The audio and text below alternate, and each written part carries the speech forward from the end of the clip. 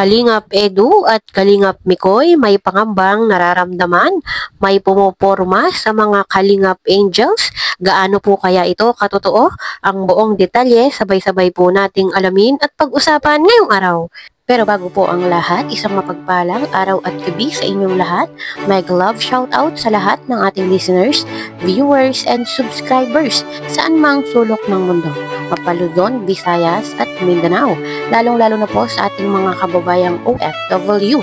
Kamusta po kayo mga kalingap? Mabuhay po kayo hanggat gusto nyo. At kung bago ka pa lang sa aking munting YouTube channel, huwag ka nang mahiyang mag-subscribe, like, share, and comment. Huwag mo na rin kalimutang i-click ang notification bell nang sa ganon ay updated ka sa aking mga paparating na video. At syempre, patuloy po nating suportahan sina Kalingap Rab at ang ating ama ng Kalingap, ang nag-iisang founder, si Kuya Val Santos Matubang. Kung maaari po ay no skip ads nang sa ganon ay mas marami pa tayong malingap na nangangailangan. At konting paunawa po kung maaari ay tapusin niyo muna ang kabuuang video nang sa ganon ay akma ang inyong mga komento. Halimbawa, si Biancy nga, dapat si Edu lang yung ano niya yung pwede mag, sa kanya, mag-message. Si Edu lang yung ano niya. Yan ay sa loob ng kalingap lang po. Huwag niyo pong isipin na di na pala pwede si Biancy makipagkaibigan. Ibig kong sabihin, sa kalingap lang. Halimbawa, si Edu, edi, si Ryan, yan, bawal niyang iba. Ibig kong sabihin, halimbawa, si Biancy po, siyempre, kalab team ni Heads.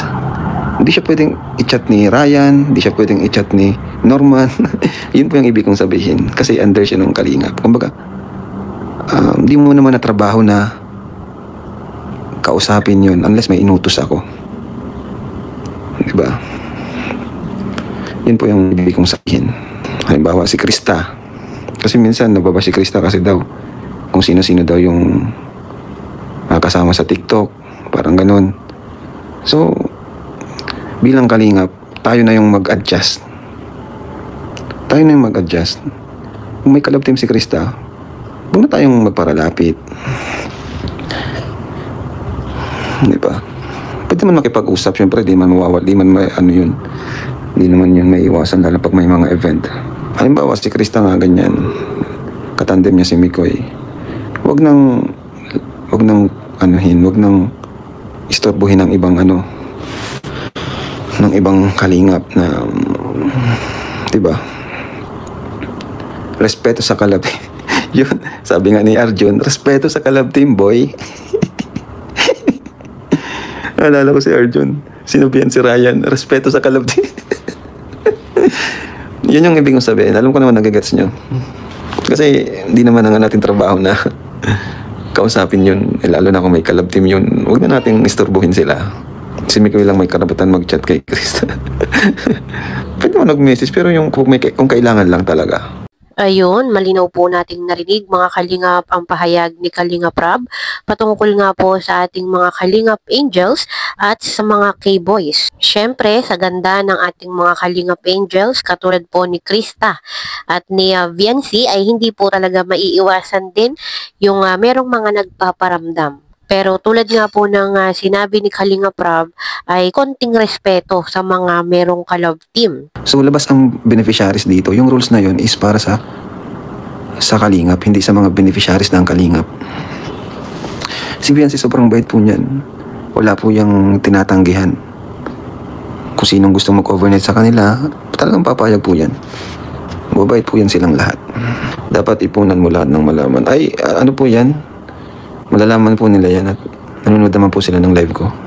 Ayun, doon nga po mga kalingap sa nabanggit na rules ni Kalingap Rab ay labas po dito ang ating mga Kalingap Angels. Tulad nga po ng sinabi ni Kalingap Rab, tunay naman po talagang napakabait ng ating mga Kalingap Angels. Yun pong mga beneficiaries ni Kalingap Rab. Pagdating po sa mga issue, sa mga pambabatikos, ay hindi po sila nagsasalita. Hanggat maaari ay talagang pinoprotektahan po ni Kalingap Rab ang mga Kalingap Angels. So, mas mainam na din po na may ganitong rules para na rin po maprotektahan ang ating mga Kalingap Angels sa mga pambabash, sa lahat po ng mga issue at sa kung ano-ano pa pong mga gulo. Kung nagkakaroon man po ng issue at kung napapansin po natin ay wala pong kakayahan yung mga Kalingap Angels na ipagtanggol yung kanilang mga sarili. Kaya tama lang po na limitahan para po maprotektahan ang mga Kalingap Angels. Regarding doon, sa topic nila, sa love ni Kalingap Rab din sa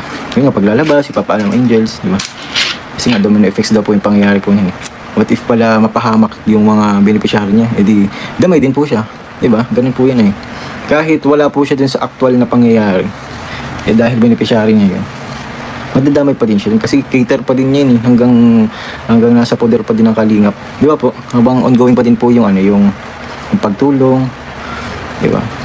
Ano pa din po niya yun, nasa ano pa din po niya yun, ano pa din yun, cater pa din niya yun ang mga beneficiary. Kaya nga po okay po yun, para maiwasan din po yung yung madamay yung mga hindi naman dapat maidamay, di ba? Kasi kawawa naman po sila, tipong na ano po ang tawag dito, yung na yung kabaitan na taken for granted, kaya mas okay na din po yun, hindi daw yung masusunod.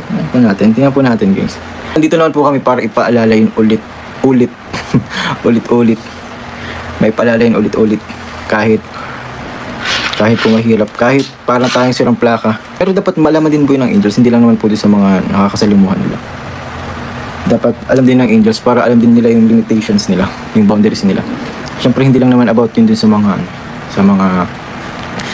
tao nakapaligid sa mga Angels, di ba? Sino yung mga taong malapit sa kanila, hindi lang naman about doon yun, yung context ng sinabi ni Kuya. About din po yun din sa Angels din yun, di ba?